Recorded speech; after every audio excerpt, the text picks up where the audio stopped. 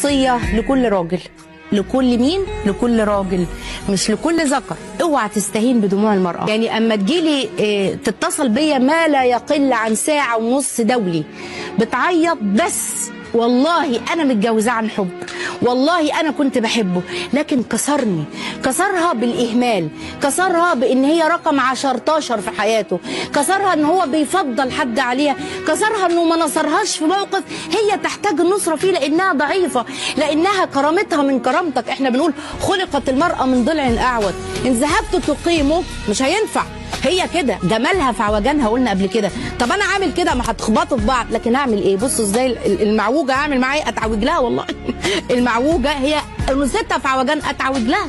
شوفوا العوجان ده ايه؟ احتواء. العوجان دي هي الرجوله.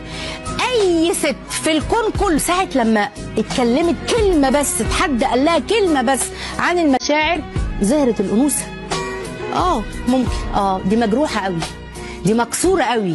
اوعى تعمل كده، بقول لك اوعى تكون سبب في بكاء المرأة. اوعى تظن ان تقديرك لمشاعرها واحترامك ليها في العلن قبل الخفاء، اوعى يكون فاكر ان ده تقليل من رجولتك ابدا والله، بل بالعكس ده كمال الرجول. النبي صلى الله عليه وسلم هو قدوتنا. عمل ايه؟ كان بيعيش ويتعامل مع زوجاته كراجل محب صاحب قلب رقيق. حبيبي صلى الله عليه وسلم مشاعر فياضة. كم نرى من دموع زوجات تراق ولا يأبأ لها الزوج وكأنه لم يرى شيئا. أنا وصيتي استرجل وكن محمديا في سلوكك وتعاملك مع زوجتك، فوالله لا هي دي الرجولة بعدها. صلوا على النبي صلى الله عليه وسلم، صلى اللي وصى علينا.